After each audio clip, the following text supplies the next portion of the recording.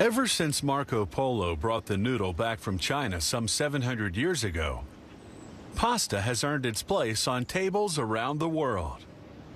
Pasta comes in an array of shapes and sizes, like the die-hard pasta lovers who just can't seem to get enough.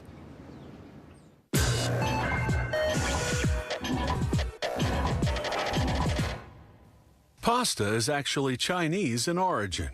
When Marco Polo returned to Venice in 1295, after spending 24 years in the Far East, he brought back with him Chinese pasta noodles. Pasta became popular so quickly that by the 15th century, it occupied a prime position in Italian cooking. In this same era, commercial production began in Naples.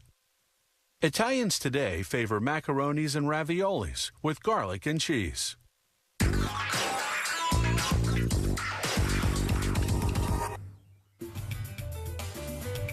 Pastas are generally made from semolina and water. These silos contain more than 33 tons of semolina, derived from durum wheat. The semolina heads toward the high-speed premixer, where it will be vigorously mixed with water for 5 to 10 seconds. This machine can treat between 1 and 2 tons of semolina per hour. The dough is extracted from the premixer and falls into a first blade mixer open to the air. Then the dough goes into this vacuum blade mixer. The mix is now ready to go through the brass molds. Here's a spaghetti mold and a mold for Mafalda, very narrow lasagna. Here are molds used to make lined shells and stars for soups, as well as creste di gallo. The dough is injected into the mold under pressure. This rotating blade machine cuts some 12,000 rotinis per minute. That's 720,000 per hour. With the dough being still quite fresh, the rotinis are soft. They will dry somewhat on this plate. Now we move to the lasagnas. The dough goes through this brass mold, and the strips of fresh dough, 42 inches long, are placed on these sticks to dry at 150 degrees. They dry vertically so as to retain their nice flat shape.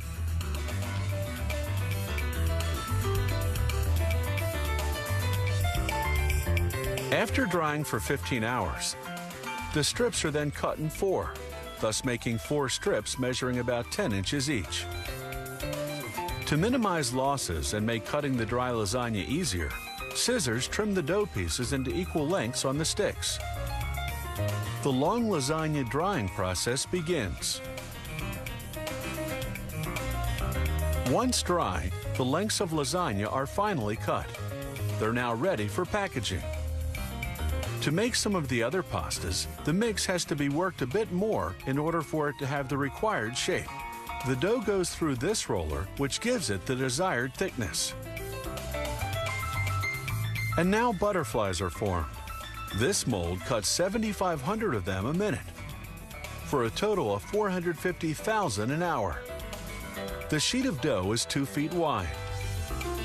It is produced in a steady stream and goes right to the cutting mold. The butterflies fall onto this conveyor to dry somewhat. Then they head toward the next production step.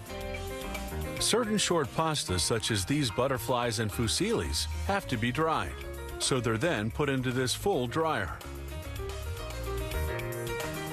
Coming out of the dryer, the pastas are hard and ready for packaging. Here we see the ever-popular spaghettis being made.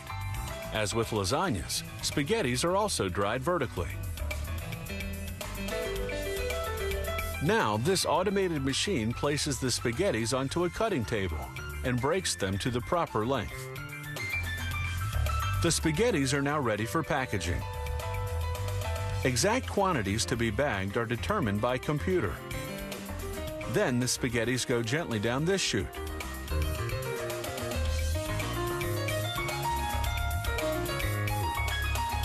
The amount of spaghetti going into each bag is transported and emptied out by this moving container. To make filling easier, the spaghettis are properly positioned by this chute.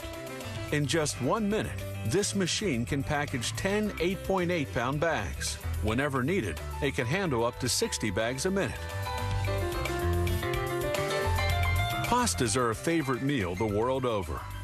This plant makes over 100 different products, and every day uses between 60 and 360 tons, or between 2 and 12 truckloads of semolina, made from hard wheat.